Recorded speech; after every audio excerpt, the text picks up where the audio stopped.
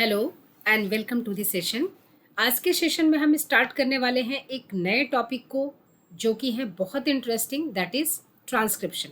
तो आज हम डिस्कस करने वाले हैं ट्रांसक्रिप्शन को। तो देखेंगे कि ये जो ट्रांसक्रिप्शन है ये क्या है, कहाँ होता है और इसके स्टेप्स क्या हैं। तो यहाँ पर अगर हम देखें कि ट्रांसक्रिप्शन में, तो सबसे पहले तो आप लोगों को ये समझना पड़ेगा कि ट्रांसक्रिप्शन कहते किसे हैं। So actually transcription is the formation of RNA। अब यहाँ पर अगर आप देखें तो डीएनए के पास सीक्वेंस थे, जेनेटिक कोड है ये, है ना। तो इसके पास डीएनए है और डीएनए के पास अपने इंफॉर्मेशन है, ठीक। अब डीएनए से आरएनए बनाने की प्रोसेस को हम कहते हैं ट्रांसक्रिप्शन, यानी कि transcription is a process Transcription is a process of making copy of DNA in the form of RNA. In the form of RNA। अब आपने बहुत बार ऐसा सुना होगा ये कहते हुए कि transcription is formation of mRNA from DNA. ऐसा आपने सुना होगा, formation of mRNA from DNA, यानी कि डीएनए से mRNA की प्रोसेस जो होती है उसे हम ट्रांसक्रिप्शन कहते हैं। ये अधूरी जानकारी है, ये हाफ इंफॉर्मेशन है। ऐसा क्यों? क्योंकि डीएनए से सिर्फ mRNA बनने की प्रोसेस को ट्रांसक्रिप्शन नहीं, बल्कि डीएनए से किसी भी टाइप के आरएनए बनने की प्रोसेस को आप ट्रांसक्रिप्शन कहते हैं।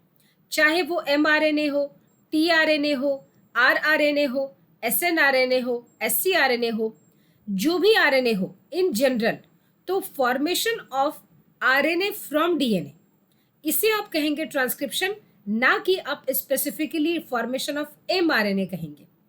हाँ, ये बात अलग है कि हम mRNA का कॉन्सेप्ट हमारे दिमाग में इसलिए आ जाता है क्योंकि हमारे पास जो टॉपिक है जो आपके सिलेबस में, वो है डीएनए से डीएनए बनने का प्रोसेस, यानी कि रेप्लिकेशन।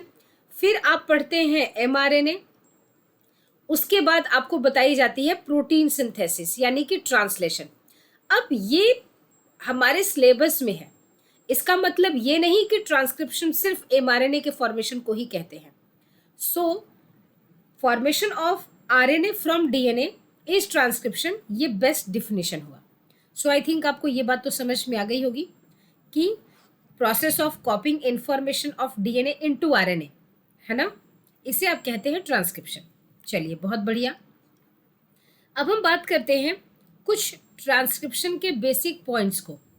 तो आपने डीएनए रेप्लिकेशन पढ़ा था। जैसे सपोज कीजिए ये 2.2 मीटर का ह्यूमन डीएनए, ठीक है। तो अगर आपने रेप्लिकेशन पढ़ा था, जब आपने रेप्लिकेशन पढ़ा था, क्योंकि रेप्लिकेशन में और ट्रांसक्रिप्शन में बहुत अंतर है, तो रेप्लिकेशन के दौरान आपने देखा होगा कि पूरी यहाँ से लेकर जो भी इसकी लेंथ है 2.2 मीटर की, पूरी लेंथ की एग्जैक्ट कॉपी बननी है, यानी कि पूरी लेंथ की एग्जैक्ट कॉपी बनेगी, ठीक है, पहली चीज।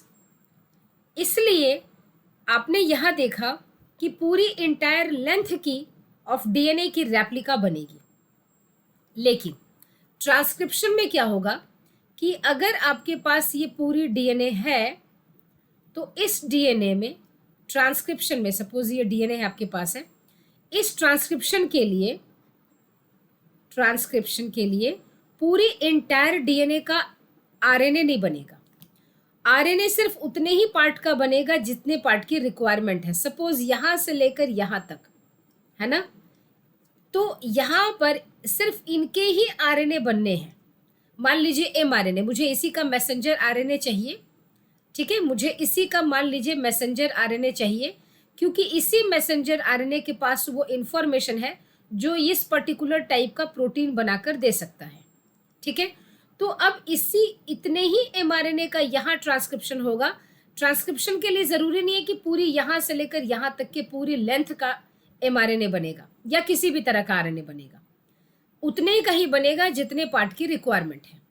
तो एक तो आपने यहाँ तक डिफरेंस देखा, ठीक है।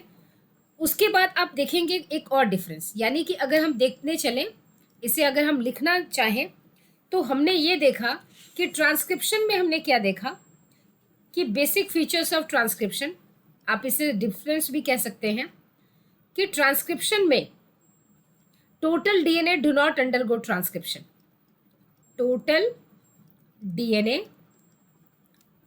डू नॉट अंडरगो ट्रांसक्रिप्शन, ठीक है। जबकि रेप्लिकेशन में क्या होता, पूरे इंटायर डीएनए का रेप्लिकेशन हुआ था, ट्रांसक्रिप्शन। ये पहला डिफरेंस। सेकंड डिफरेंस, अब इसमें एक चीज आपको समझनी पड़ेगी।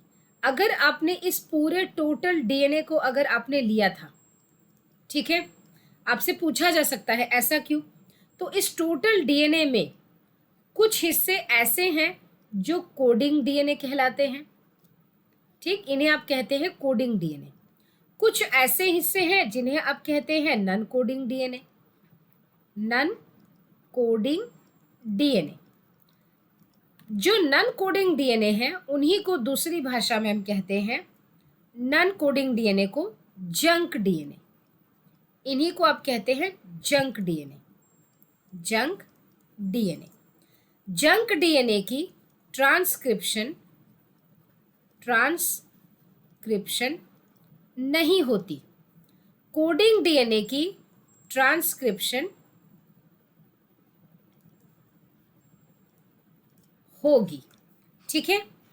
तो ये फर्स्ट डिफरेंस। सेकंड डिफरेंस ये था कि डीएनए में both the strands were behaving as template, ठीक।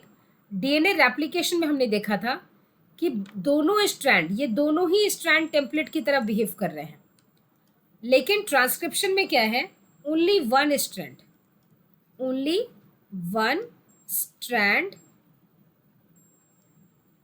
बिहेव्स लाइक टेम्पलेट स्ट्रैंड, जिसके ऊपर आरएनए बनेगा, टेम्पलेट स्ट्रैंड, ठीक है।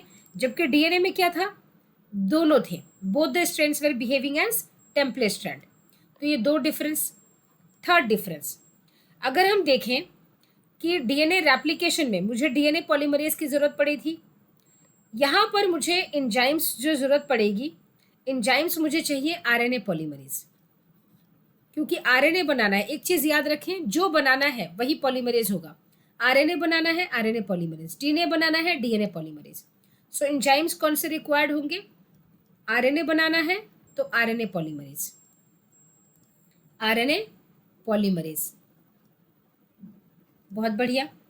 अब ये जो आरएनए पॉलीमरेज है, ठीक, ये आरएनए पॉलीमरेज, इसका एक दूसरा नाम भी आपको याद रखना है और ये बहुत इंपॉर्टेंट है। ये जो आरएनए पॉलीमरेज होगा, ये अपनी मर्जी से आरएनए के सीक्वेंसेस नहीं बनाएगा, ये डीएनए के सीक्वेंस पर डिपेंडेंट है, इसीलिए हम कहते हैं DNA dependent RNA polymerase, RNA polymerase. अब इसका क्या एक्चुअली मतलब हुआ, ये देखिए। जैसे मान लीजिए ये डीएनए का स्ट्रैंड है, ठीक है, टेम्पलेट स्ट्रैंड है, यहाँ पर है A T G C C A T, मान लीजिए इसी पर मुझे आरएनए चाहिए, है ना, इसी पर मुझे आरएनए चाहिए। तो आरएनए के लिए मुझे क्या चाहिए, टी के आगे मुझे तो ए चाहिए, ए के आगे क्या चाहिए, यू चाहिए, सी के आगे G, again G, C, A and U, क्योंकि आरएनए में टी नहीं होता ना, इसलिए ये सीक्वेंस चाहिए। तो कहने का मतलब ये आरएनए पॉलीमरेज है, मतलब आरएनए की सिंथेसिस में तो हेल्प करवाएगा, लेकिन अपनी मर्जी का ये सीक्वेंस नहीं लाना है, किसको जो मन करेगा वो लाएगा। ये इस डीएनए के ऊपर डिपेंडेंट है, जैसी इसकी सीक्वेंस है उसी के अकॉर्डिंग कॉम्प्लीमेंट्री रूल को फॉलो करता हुआ इसे आरएनए बनाना है। इसी की वजह से हम इसे कहते हैं डीएनए डिपेंडेंट, चूंकि आरएनए बना रहा है तो RNA polymerase. So I think आपको ये डीएनए डिपेंडेंट, आरएनए डिपेंडेंट, इसका कॉन्सेप्ट समझ में आ गया होगा।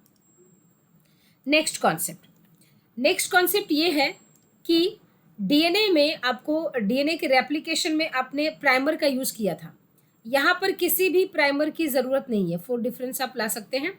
यहाँ पर primer is not required, primer is not required, primer की कोई भी ज़रूरत यहाँ नहीं है, primer is not required.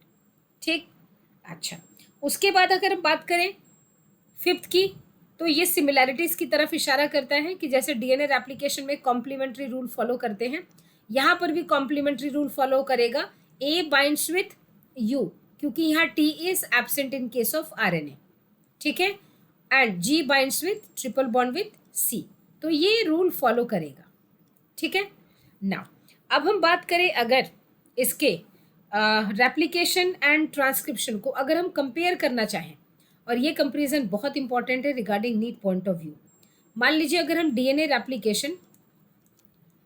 Replication and transcription को कंपेयर करना चाहें, एंड ट्रांसक्रिप्शन, क्योंकि पहले बेसिक पॉइंट्स आपके क्लियर होने चाहिए, तब आप प्रोसेस को समझ पाएंगे, ठीक है। नहीं तो पूरी राम कहानी खत्म हो जाएगी और बाद में आपके दिमाग में आएगा कि सीता किसका बाप था, तो ऐसे क्वेश्चंस ना आए दिमाग में। इससे बेटर है कि आप पहले कॉन्सेप्ट बिल्कुल अच्छे से क्लियर कर लें। तो सबसे पहला आता है कि डीएनए रेप्लिकेशन सेल साइकिल की किस फेज में होती है, तो ये होती है एस फेज में, ठीक है। ये ट्रांसक्रिप्शन कब होती है, ट्रांसक्रिप्शन होता है mainly G1 and G2 phase में, mainly G1 and G2 phase में। क्या ये एस फेज में ट्रांसक्रिप्शन होता है, answer is no, S phase में नहीं होता। दूसरा, टोटल डीएनए का रेप्लिकेशन होता है, टोटल डीएनए का रेप्लिकेशन होगा, टोटल डीएनए अंडरगो रेप्लिकेशन। अगर हम ट्रांसक्रिप्शन की बात करें तो टोटल आरएनए कभी भी नहीं बनता, यानी total DNA never undergoes transcription. अगर हम थर्ड की बात करें तो both strands were behaving as template, both strands behaves like template strand, तो दोनों पर ही डीएनए की सिंथेसिस हो रही थी। यहाँ पर only one strand behaves like template strand, ठीक है, एक्ट्स या behaves acts like template strand. आप साथ के साथ अगर नोटबुक लेकर और अपने पेन लेकर बुक लेकर अगर आप बैठकर नोट्स बनाएंगे तो आपके बहुत हेल्पफुल होगी ये video. Now primer is required, यहाँ पर अगर आप देखें तो प्राइमर की रिक्वायरमेंट होती है, ट्रांसक्रिप्शन में किसी भी प्राइमर की रिक्वायरमेंट नहीं होती, ठीक है। तो ये रहा इसका डिफरेंस, सिमिलैरिटीज, जो भी चीज़ें हैं आपके सब सामने हैं। नाउ अब हम बात करते हैं इनके सिमिलैरिटीज़ की। तो डीएनए एंड रेप्लिकेशन की सिमिलैरिटीज़ में अगर आप देखें तो दोनों का ही डायरेक्शन क्या था, 5' टू 3', है ना। यहाँ पर भी इसका डायरेक्शन क्या होगा, 5' टू 3', तो हो गई ना ये सिमिलैरिटी, ठीक, ये इसकी सिमिलैरिटी हो गई। चलिए, दोनों कम बेस पेयर रूल फॉलो करते हैं, ये भी सिमिलैरिटी हो गई। अब हम बात करते हैं कुछ और इसके इम्पॉर्टेंट पॉइंट्स की। तो आपके लिए एक सबसे पहला एक क्वेश्चन ये है कि why only one strand of DNA acts as template strand. Replication में दोनों स्ट्रैंड जब टेम्पलेट की तरह बिहेव कर रहे हैं, ट्रांसक्रिप्शन में क्यों नहीं, ट्रांसक्रिप्शन में सिर्फ एक ही स्ट्रैंड टेम्पलेट स्ट्रैंड की तरह क्यों बिहेव कर रहा है, why only one strand of DNA acts as template strand, ठीक, ये है क्वेश्चन। अब इसका दिया जा रहा है आंसर, मान लीजिए, ठीक है, चलिए हम मान लेते हैं कि दोनों ही स्ट्रैंड, ये डीएनए का एक स्ट्रैंड है, ठीक, और ये डीएनए का एक स्ट्रैंड है, ये दोनों स्ट्रैंड हैं 5' 3' 5', ये भी डीएनए का स्ट्रैंड और ये वाइट वाला ये भी डीएनए का स्ट्रैंड। अब ये दोनों स्ट्रैंड मान लीजिए बिहेव कर रहा है टेम्पलेट की तरह। सपोज कीजिए यहाँ है A T G C C T A. तो इस कॉम्प्लीमेंट्री पर क्या होगा? T A C G G A T. अब मान लीजिए जैसा आपने कहा कि दोनों स्ट्रैंड क्यों नहीं आरएनए बना रहे, चलिए बना देते हैं, उसके बाद देखेंगे क्या प्रॉब्लम आती है जिसकी वजह से only one strand behaves as template. तो करके तो देखें कि प्रॉब्लम क्या आ रही है। सपोज इसके ऊपर आरएनए बन गया, ठीक, ये क्या है? आरएनए, ठीक है, ये रहा येलो वाला आरएनए। इस स्ट्रैंड के ऊपर भी आरएनए बन गया, ठीक है, ये भी आरएनए बन गया। चलिए दोनों स्ट्रैंड को हमने टेम्पलेट की तरह बिहेव करके देखा, क्या कि प्रॉब्लम आती कहाँ है। ये भी आरएनए बन गया। अब इसके ऊपर ये बेसिस क्या आएंगे? ए के आगे क्या आएगा? यू, क्योंकि टी तो आएगा नहीं आरएनए में। टी के आगे ए, then C G G A you, ठीक। यहाँ पर क्या आएगा? ए you ji C C you और ए। अब आपको बहुत ही ध्यान से देखने की ज़रूरत है। देखिए एक बात बताइए, मान लीजिए हमने कहा कि मान लीजिए दोनों ही स्ट्रैंड्स डीएनए के they are behaving as template strand, तो मान लिया तो दोनों स्ट्रैंड पर क्या हुए? आरएनए हमारे बन गए। अब इन आरएनए को बहुत ध्यान से देखिए, आपको नहीं लगता ये दोनों ही आरएनए आपस में कॉम्प्लीमेंट्री रूल को फॉलो कर रहे हैं, है ना? तो उस वक्त होगा क्या? बहुत सारी प्रॉब्लम क्रिएट हो जाएगी। एक तो ये दोनों ही आरएनए चूंकि एक दूसरे के कॉम्प्लीमेंट्री हैं, तो होगा क्या कि वो लोग डबल स्ट्रैंडेड आरएनए बना लेंगे, डबल स्ट्रैंडेड आरएनए बना लेंगे। इन्हीं के बीच में डबल स्ट्रैंडेड यानी हाइड्रोजन बॉन्ड फॉर्म करके डबल स्ट्रैंडेड आरएनए बना लेंगे।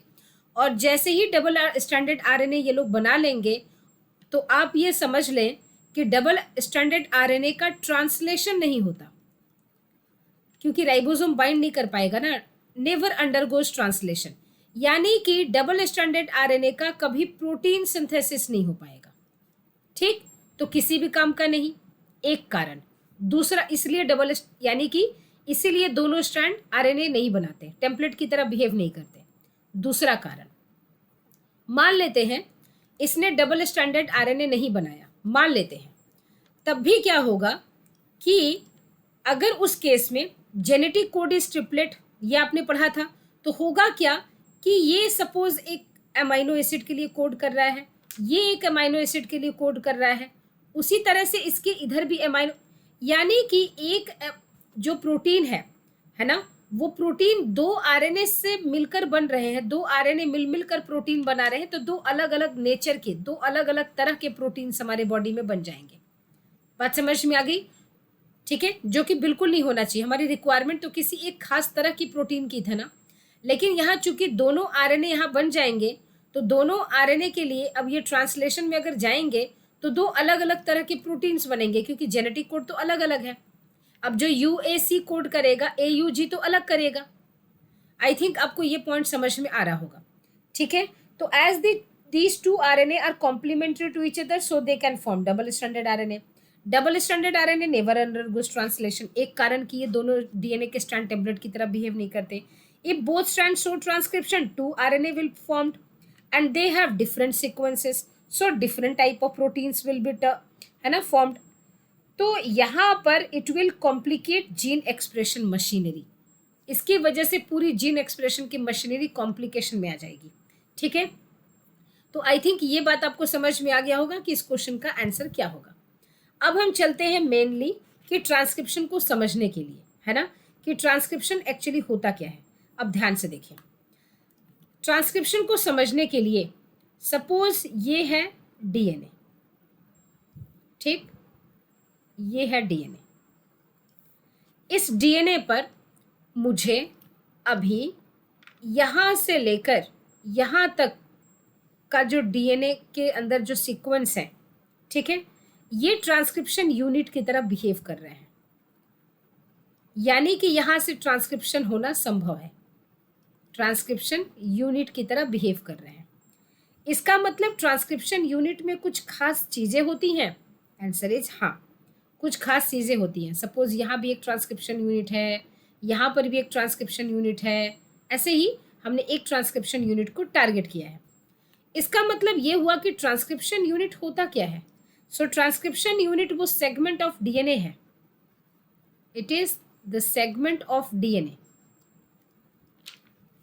It is segment of DNA which show independent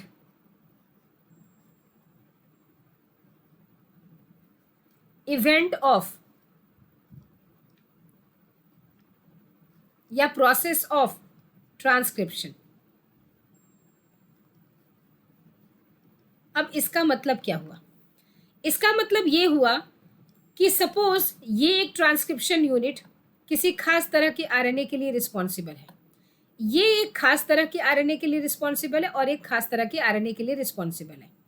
तो अगर आपने इसको एक ट्रांसक्रिप्शन यूनिट माना है तो इसको आपको एक इंडिपेंडेंट कंट्रोल देना पड़ेगा जो कि इस ट्रांसक्रिप्शन यूनिट या दूसरे ट्रांसक्रिप्शन यूनिट से बिना इन्फ्लुएंस हुए अपना स्वतंत्र रूप इंडिपेंडेंट तरीके से काम कर सके। ठीक है, इसी को हमने बोला it is a segment of DNA which show independent event of transcription, यानी कि independent event of RNA formation. तो अब हम देखते हैं कि आखिर एक ट्रांसक्रिप्शन यूनिट में होता क्या है। तो अगर एक ट्रांसक्रिप्शन यूनिट को अगर आप ड्रॉ करेंगे, ठीक, अगर आपने देखा कि ये था डीएनए का स्ट्रैंड, ये था डीएनए का स्ट्रैंड, और आपने कहा कि यहाँ से लेकर यहाँ तक ये एक ट्रांसक्रिप्शन यूनिट है, तो चलिए एक ट्रांसक्रिप्शन यूनिट को हमने टारगेट कर लिया, ये एक ट्रांसक्रिप्शन यूनिट है। ठीक है, तो इसमें क्या क्या चीज़ें मुझे मिलेंगी?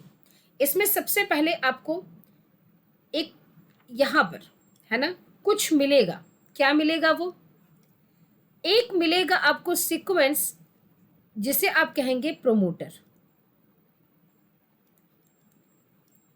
ठीक, एक सीक्वेंस है जहां आप जिसे आप कहेंगे टर्मिनेटर, और बीच में यानी कि प्रोमोटर और टर्मिनेटर के बीच में कुछ सीक्वेंसेस रहेंगे। इसे आप क्या कहते हैं? इसे आप कहेंगे स्ट्रक्चरल जीन। इस पार्ट को आप क्या कहते हैं? Structural gene. Structural gene, actually ये स्ट्रक्चरल जीन है वो हिस्सा है जिसका एक्चुअल ट्रांसक्रिप्शन होना है। सो actual transcription occurs in this region only, जिसे आप स्ट्रक्चरल जीन कह रहे हैं। तो स्ट्रक्चरल जीन का ही आरएनए बनाना है, तो प्रोमोटर क्या करता है? वो इस ट्रांसक्रिप्शन यूनिट को स्टार्ट करने में हेल्प करता है, helps in starting of transcription, helps in starting transcription. Transcription को स्टार्ट करने में प्रोमोटर हेल्प करता है, और टर्मिनेशन क्या करता है? ये हेल्प करता है टर्मिनेट करने में, यानी कि स्टॉप करने में। हेल्प्स, कहीं तो स्टॉप होना है उन्हें, कहीं तो टर्मिनेट होना है। ट्रेन पर बैठते हैं तो ट्रेन चलती ही तो नहीं रहती है, कहीं उसकी टर्मिनेशन भी तो होती है। So helps in stopping transcription, stop of transcription. ठीक है, ट्रांसक्रिप्शन को स्टॉप करने में ये हेल्प करता है। अब इसका मतलब ये हुआ कि प्रोमोटर, स्ट्रक्चरल जीन और terminator together they are going to form transcription unit. तो ये ट्रांसक्रिप्शन यूनिट में अगर कोई पूछता है कि कितने पार्ट्स होंगे, आप कहेंगे 3, promoter, terminator and structural gene. Sequence पूछे तो promoter, then structural gene, then terminator. I think ये बात आपको समझ में आ गई होगी। अब आगे चलते हैं कि आखिर स्टेप्स ऑफ ट्रांसक्रिप्शन है क्या। ठीक है, स्टेप्स ऑफ ट्रांसक्रिप्शन क्या होता है, और पहली चीज़ और दूसरी चीज़ आपने यहाँ कहा था कि दोनों डीएनए के दोनों स्ट्रैंड में कोई एक ही स्ट्रैंड टेम्पलेट की तरह काम करेगा, तो वो कौन डिसाइड करेगा कि कौन टेम्पलेट होगा और कौन नहीं होगा। ठीक है, तो यहाँ पर आप देखिए क्या हम डिस्कस करने वाले हैं। आपने कहा था कि आपके पास डीएनए के 2 स्ट्रैंड्स हैं, है ना, ये 2 स्ट्रैंड्स हैं, मान लीजिए 2 स्ट्रैंड हैं। ठीक, एक है आपके पास 5' 3' 5', ये क्या है? डीएनए है, ये डीएनए के स्ट्रैंड्स हैं। ठीक, इनका सीक्वेंस मान लीजिए यहाँ पर है A T G C, A T मान लीजिए। तो यहाँ कॉम्प्लीमेंट्री क्या होगा? जानबूझकर बाहर बनाया जा रहा है ताकि बीच में स्पेस रहे, आरएनए बनाने के लिए, आपको समझाने के लिए। A is pairing with T with double hydrogen bond. T के आगे क्या आएगा? ए आएगा, यहाँ सी, यहाँ जी, यहाँ टी और यहाँ ए। ये आपको सिर्फ समझाने के लिए बाहर बनाया जा रहा है ताकि अंदर स्पेस हो, ठीक है। अदरवाइज तो ये दोनों एक सामने फेसिंग करेंगे, है ना, एक दूसरे की तरफ फेस करते हुए रहेंगे। नाउ अब ये मान लीजिए डीएनए, ये आपको ये बताया जा रहा है कि दोनों डीएनए के स्ट्रैंड में ये कौन डिसाइड करेगा कि which will behave as template and which is behaving as coding. तो इसको आपको समझाने के लिए ये बताया जा रहा है, इस टॉपिक को हम समझने जा रहे हैं, ठीक है। नाउ अब आया है कि कौन डिसाइड करेगा कि कौन टेम्पलेट की तरह बिहेव करेगा और कौन नहीं। ये इस बात पर निर्भर करता है कि मान लीजिए मुझे ये प्रोटीन चाहिए, इस नाम का मुझे क्या चाहिए? प्रोटीन, ठीक। अब इस प्रोटीन के लिए, तो प्रोटीन क्या होते हैं? एमाइनो एसिड से बनते हैं, है ना। तो मान लीजिए कि इस 3 तरह के एमाइनो एसिड 1, एमाइनो एसिड 2 और एमाइनो एसिड 3, ये जब एमाइनो एसिड आया, बना, तब जाकर ये पर्टिकुलर टाइप का प्रोटीन मुझे मिल गया। इस एमाइनो एसिड का अगर मैं सीक्वेंस देखूं, ठीक है, तो वो क्या है? वो है U A C, इसका क्या है? G U A, इसका क्या है?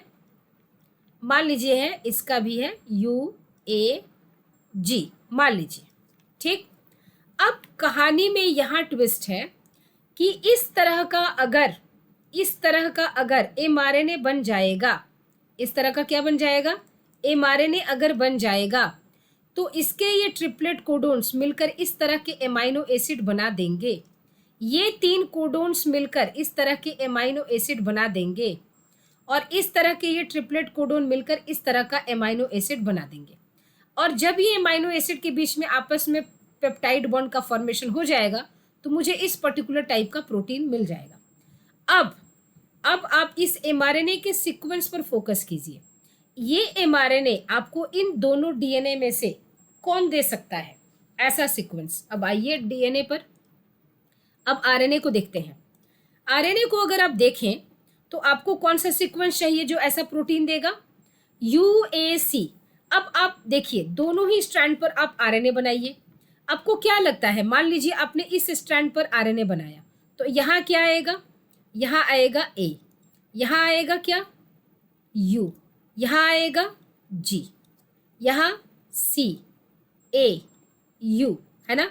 क्या ये आरएनए mRNA अगर इस पर बनता है तो क्या आपको ये mRNA इसके जैसा mRNA बनाकर दे रहा है? AUG, यहाँ है UAC, GUA CAU। तो आप कह रहे हैं कि नहीं, ये तो बनाकर नहीं दे रहा है ऐसा mRNA। चलिए अब यहाँ आते हैं। अगर ये mRNA इस पर बनेगा तो कैसा बनेगा? T के आगे क्या है? A के आगे क्या आएगा? U, T के आगे A, then C, then G, U A। आपको अगर ये mRNA मिलकर बन जाता है, ठीक है, अगर ये mRNA बन जाए तो आप देखें क्या ये mRNA इस mRNA के जैसा है? UAC UAC, GUA GUA। आप कहेंगे बिल्कुल। इसका मतलब ये तय हो गया कि इन दोनों ही स्ट्रैंड में ये जो स्ट्रैंड है यही मुझे ऐसा mRNA बनाकर दे सकता है जिससे कि मुझे इस तरह के एमाइनो एसिड बन सकते हैं जो कि अल्टीमेटली ऐसा प्रोटीन बनाकर दे सकता है। अब डिसाइड करने में कोई प्रॉब्लम?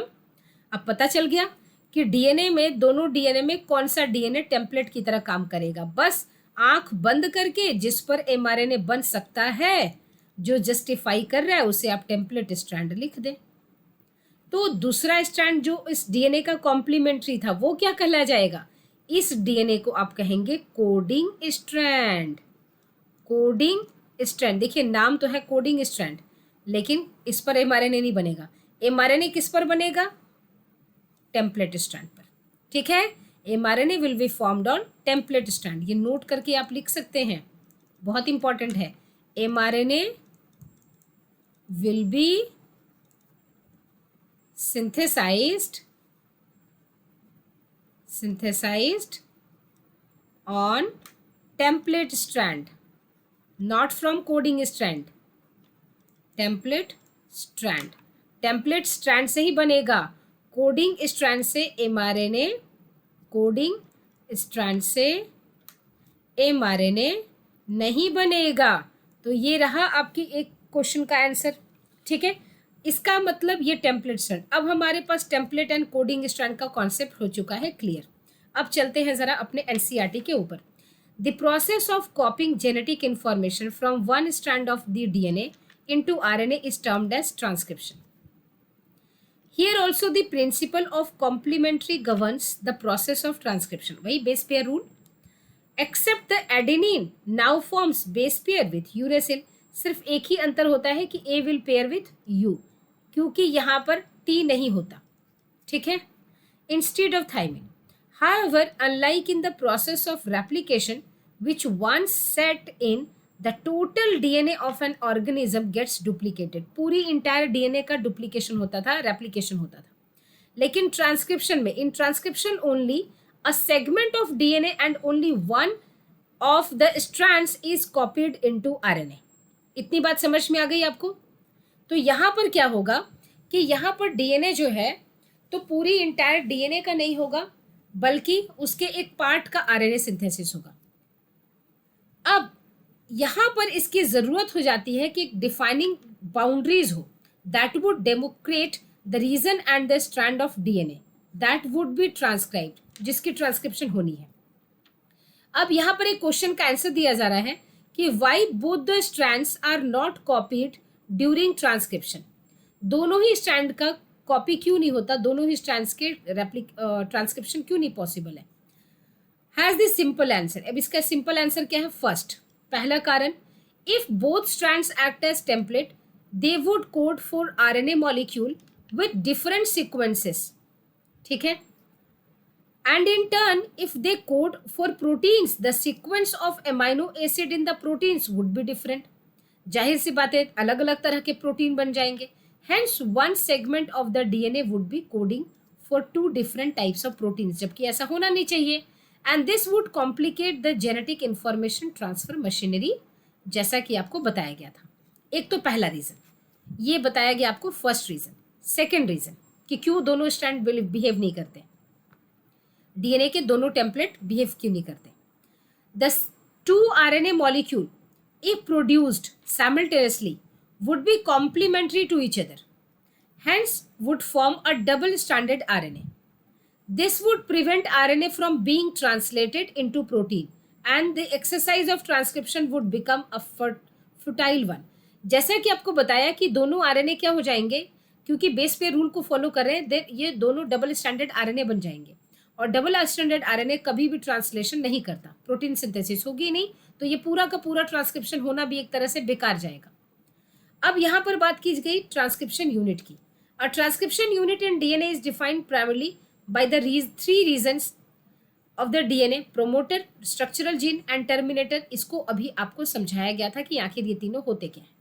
ठीक है, उसके बाद इस पॉलीमरेज के बारे में भी, the DNA dependent RNA polymerase के भी बारे में बताया गया, कहाँ से कहाँ एक्ट करता है ठीक डीएनए पॉलीमरेज की तरह, वो भी बताया गया। एक टेम्पलेट एंड एक कोडिंग स्ट्रैंड होता है, वो भी बताया गया। और यहाँ पर एक दिया गया है आपके पास कि डीएनए का template strand and coding strand दिया हुआ है। ठीक है, अब आपसे एक क्वेश्चन पूछा गया है कि can you now right the sequence of RNA transcribe from above DNA. इससे आपको एक क्वेश्चन पूछा गया, इसका एक ट्रिक आपको बताया जा रहा है। देखिए, ये जो क्वेश्चन पूछा गया है ना आपसे, इसका मैं आपको एक ट्रिक बता रही हूँ। देखिए ट्रिक क्या होगा इसका। कभी भी अगर क्वेश्चन में आपके डीएनए दिया हुआ है, मान लीजिए ये डीएनए का स्ट्रैंड दिया हुआ है और ये कौन सा स्ट्रैंड है, टेम्पलेट। इसको बहुत ध्यान से देखिएगा, आपका बहुत टाइम बचेगा इसको करने में।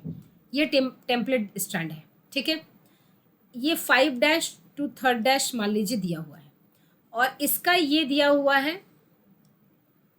कोडिंग डीएनए, यानी कि कोडिंग स्ट्रैंड। कोडिंग स्ट्रैंड, इससे भी बेटर होगा स्ट्रैंड कर लें। ये 5' 3'। ठीक, यहाँ पर है सपोज AUG, वो डीएनए है ना, ATGCCTAG।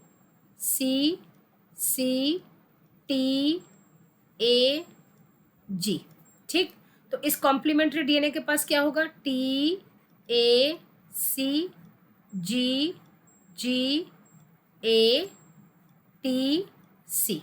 ठीक, अब आपसे क्या पूछा गया है कि अगर ऐसा है तो एमआरएनए का कोड क्या होगा, एमआरएनए का कोड क्या होगा।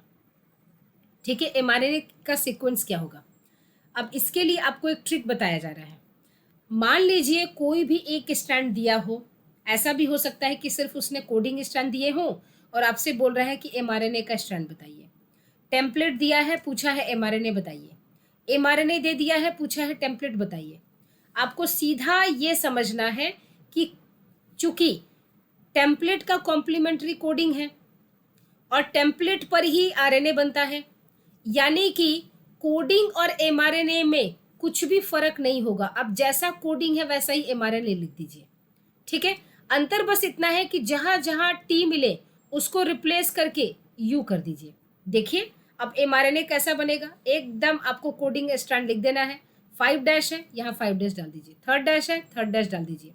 टी है, टी की जगह यू डाल दीजिए।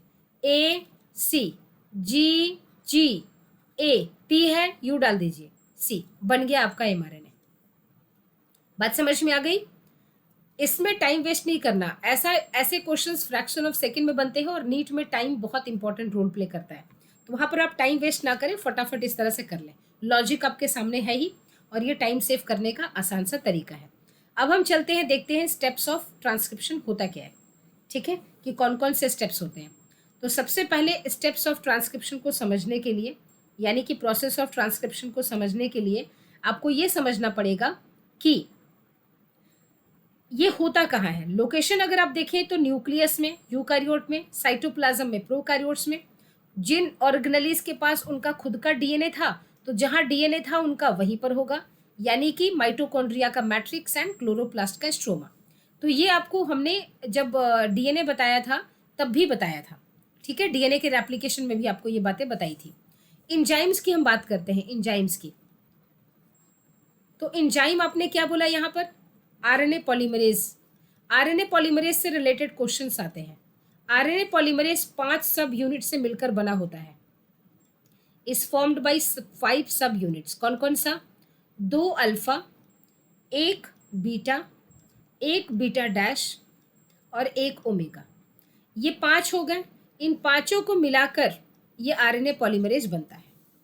ठीक है, तो यहां से क्वेश्चन अगर आ जाए कि कितने इसके सब यूनिट्स हैं, 5, 2 alpha, 1 beta, 1 beta dash, 1 omega. ठीक है, अब हम बात करते हैं स्टेप्स ऑफ ट्रांसक्रिप्शन की। तो 3 स्टेप्स होते हैं ट्रांसक्रिप्शन के। स्टेप्स, 3 स्टेप्स लिख लें। 3 steps of transcription. Transcription 3 steps होते हैं। ठीक है, कौन कौन से। एक आप देखेंगे इनिशिएशन, इनिशिएशन स्टेप, इनिशिएशन। दूसरा आप देखेंगे इलोंगेशन, इलोंगेशन। एंड थर्ड है टर्मिनेशन, टर्मिनेशन, टर्मिनेट करना। ठीक है, तो एक एक स्टेप के बारे में बात करते हैं कि इनिशिएशन कैसे होता है, इलोंगेशन कैसी हो रही है और इसकी टर्मिनेशन कैसे हो रही है। तो देखिए इनिशिएशन के लिए क्या होता है। सबसे पहली चीज हम किसे डिस्कस करने वाले हैं, इनिशिएशन, स्टार्ट करना, इनिशिएट करना। अब इनिशिएशन के लिए आपको ये याद करना पड़ेगा कि आरएनए पॉलीमरेज जो है वो खुद इनिशिएट नहीं कर सकता। ठीक है, RNA polymerase can not initiate transcription by its own. ठीक, इसको इनिशिएट, जैसे मान लीजिए ये एक आप कहें कि ये मान लीजिए ये एक आरएनए पॉलीमरेज है। ठीक है, ये क्या है, आरएनए पॉलीमरेज है। तो ये खुद ट्रांसक्रिप्शन स्टार्ट नहीं कर सकता जब तक कि इसके साथ एक सिग्मा फैक्टर आकर अटैच ना हो जाए। ये क्या है, सिग्मा फैक्टर, इसे हम कहते हैं सिग्मा फैक्टर, सिग्मा फैक्टर। अब ये सिग्मा फैक्टर जाकर जब इस आरएनए पॉलीमरेज के साथ बाइंड करता है तब जाकर ये एक्टिवेट हो जाते हैं, क्योंकि जैसे ही सिग्मा फैक्टर आएगा तो sigma factor plus RNA polymerase, इसको आप कहते हैं होलो एंजाइम। इसे आप क्या कहेंगे, होलो एंजाइम। ये क्वेश्चन पूछा गया था। तो sigma factor plus RNA polymerase is called as holoenzyme, ठीक। और अब जब ये होलो एंजाइम बन गया तब ये जाकर एक्टिव हो गया, अब ये अपना काम कर सकता है, यानी कि इनिशिएशन स्टार्ट करवा सकता है, ठीक। अब बात कहेंगे कि sigma factor and RNA polymerase कहाँ से इनिशिएशन करवाएंगे, ठीक है। तो ये इनिशिएशन करवाएंगे प्रोमोटर से, क्योंकि आरएनए पॉलीमरेज जो है वो कहाँ किसे पहचानता है, प्रोमोटर सीक्वेंस को पहचानता है। तो जैसे मान लीजिए ये डीएनए है ना, ये डीएनए है और यहाँ पर आपने कहा था कि ये 5' है, ये 3', ये 5' और ये 3', ठीक। तो ये क्या करेगा यहाँ पर कि इस जगह पर आकर RNA polymerase along with sigma factor आकर, क्योंकि यहाँ पर क्या है, प्रोमोटर सीक्वेंस है, यहाँ पर प्रोमोटर साइट है, ये कौन सा साइट है, प्रोमोटर साइट है। और एक बात बहुत ताज्जुब की बात है, ये पता है कौन सा स्ट्रैंड है, ये कोडिंग स्ट्रैंड है। ये कौन सा स्ट्रैंड है पता है आपको, ये टेम्पलेट स्ट्रैंड है। और प्रोमोटर हमेशा कोडिंग स्ट्रैंड के 5' पर होता है ना। तो कोडिंग स्ट्रैंड पर होगा, यही तो बहुत ताज्जुब की बात है कि करना इसको टेम्पलेट स्ट्रैंड का है, लेकिन प्रोमोटर हमेशा कहाँ होगा। और इसीलिए एनसीईआरटी एक लाइन लिखती है, आपको अगर दिखा दें, एनसीईआरटी एक लाइन लिखती है, वो ये कहती है कि प्रोमोटर का अगर आप जगह बदल दें तो देखिए लिखा हुआ, the terminator is located towards third and down stream. Third prime को डाउन स्ट्रीम कहते हैं, 5 प्राइम को अप स्ट्रीम कहते हैं। जहां जहां 5' होगा इसे आप अप स्ट्रीम कह सकते हैं, अप स्ट्रीम, ठीक है। और 3' को आप 3' ना करके डाउन स्ट्रीम भी बोल सकते हैं, डाउन स्ट्रीम। लेकिन इस लैंग्वेज का यूज हम ट्रांसक्रिप्शन में करते हैं। तो यहाँ बोला गया है कि the promoter is said to be located towards 5' end that is upstream of the structural gene, ठीक। Reference is made with respect to the polarity of the coding strand. It is a DNA sequence that provides binding site for RNA polymerase, and it is the presence of a promoter in a transcription unit that also defines the template and coding strands. By switching its position, देखिए आपको colour change कर रहे हैं ताकि आप बहुत ही अच्छे से इसे समझ पाएं।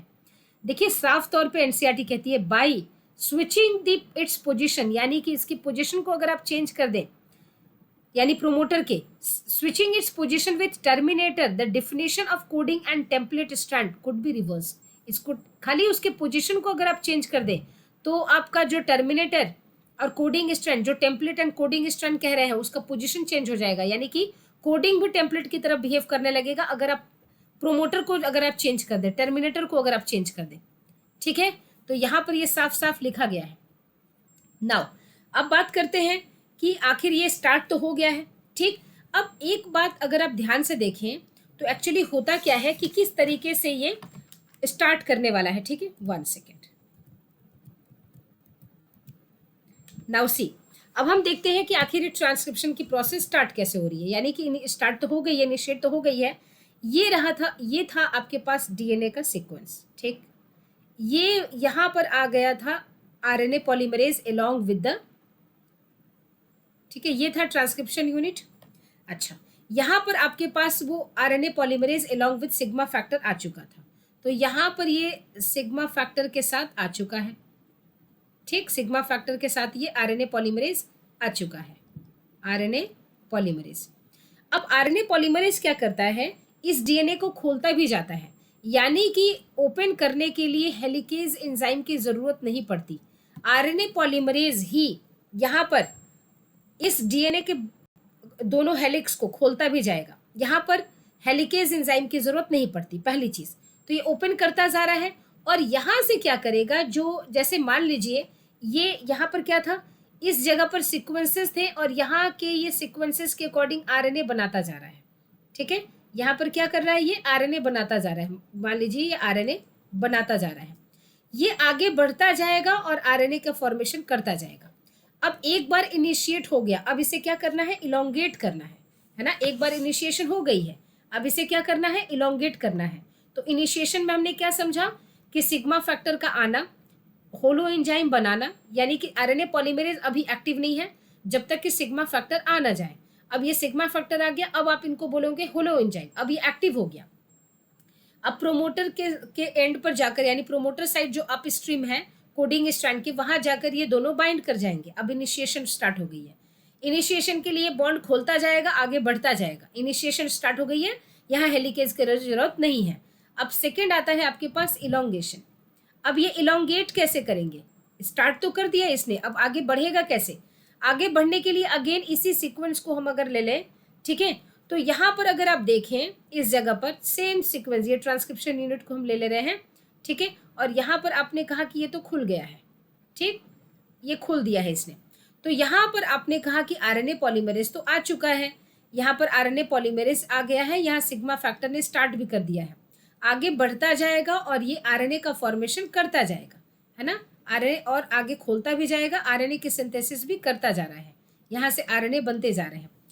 अब इस जगह को आपको ध्यान से देखना है, इस जगह को इसलिए ध्यान से देखना है कि जितना खुला हुआ पार्ट है ट्रांसक्रिप्शन का, उसको आप कहते हैं ट्रांसक्रिप्शन बबल, यानी इस वाले हिस्से को, जितना खुला हुआ हिस्सा है, इसे आप कहते हैं ट्रांसक्रिप्शन बबल। बहुत जरूरी इंफॉर्मेशन है, ट्रांसक्रिप्शन बबल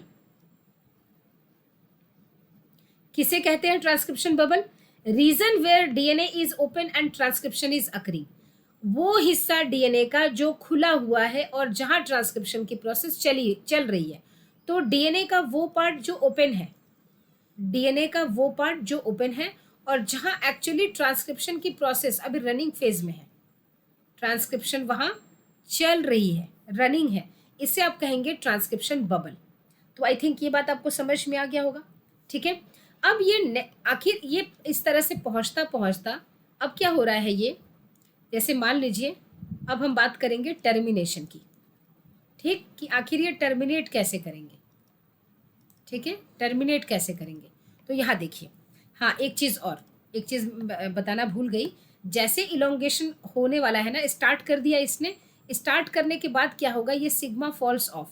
सिग्मा क्या करता है इलोंगेशन में कि स्टार्ट करने के बाद आफ्टर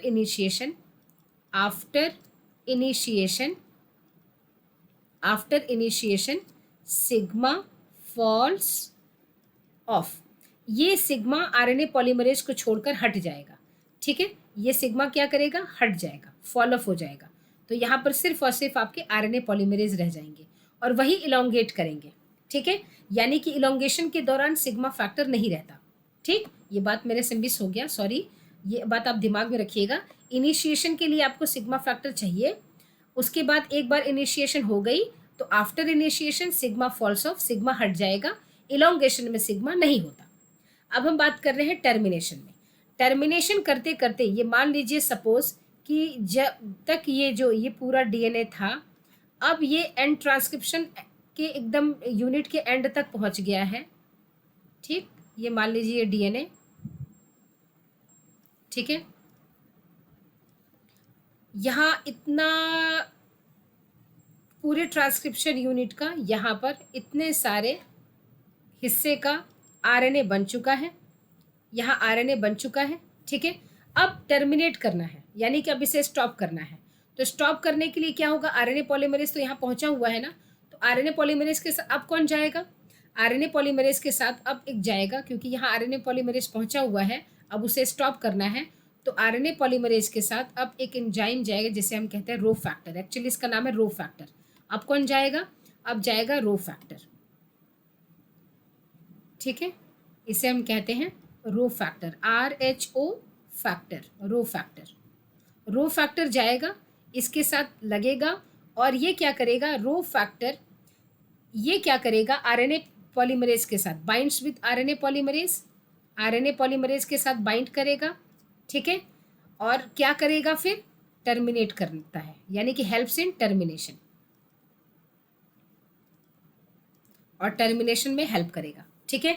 तो अब यहाँ से आपने देखा इनिशिएशन के दौरान सिग्मा फैक्टर लगे, उसके बाद जैसी इनिशिएशन हो गई सिग्मा फैक्टर फॉल्स ऑफ, फिर इलोंगेशन हुई, इलोंगेशन करते करते वो एंड तक पहुँचेगा, यानी टर्मिनेटर के पहले तक वहाँ तक पहुँचेगा, और यहाँ पर रो फैक्टर जाकर उसको वाइंड अप करवा देगा, ट्रांसक्रिप्शन को अब एंड करवा देगा, ठीक है। फिर अब अगर हम यहाँ पर ध्यान दें तो यहाँ पर हमें 3 चीज़ें दिमाग में आती हैं।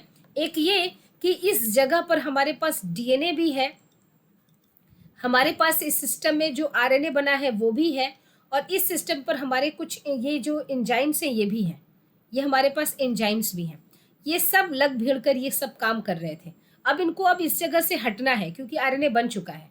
ठीक, अब ये जो आरएनए बन चुका है, तो यहाँ पर अगर हम देखें कि कौन पहले हटेगा, एक होता है ना, हम कहीं भीड़ लगा कर कुछ काम कर रहे हैं तो वहां से काम हो गया तो हटेंगे भी, तो वहां से कौन पहले हटेगा, तो यहाँ से आरएनए सबसे पहले लीव करेगा इस जगह को।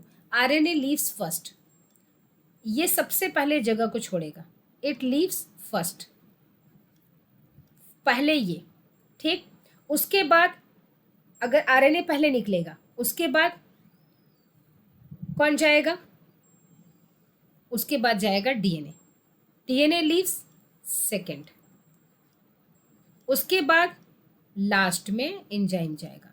तो first RNA, then DNA, then enzymes. पहले जो आरएनए बना है वो निकल जाएगा, उसके बाद ये डीएनए है, उसके बाद ये एंजाइम्स हट जाएंगे वहां से। ये था इसका पूरा कॉन्सेप्ट ट्रांसक्रिप्शन का। अब आप एनसीईआरटी पर आइए। एनसीईआरटी पर जब आप आएंगे तो आप यही देखेंगे, there are additional regulatory sequences that may be present further upstream और डाउनस्ट्रीम। अपस्ट्रीम डाउनस्ट्रीम का कॉन्सेप्ट हमने समझ लिया है। अब आते हैं नेक्स्ट जो आपका टॉपिक है, transcription unit and the gene. Transcription unit को हमने अभी समझा, लेकिन उससे रिलेट करके जीन का जो कॉन्सेप्ट है ये हम पढ़ेंगे अपने नेक्स्ट क्लास के वीडियो में। होप सो आपको ये चीज़ें समझ में आई होंगी।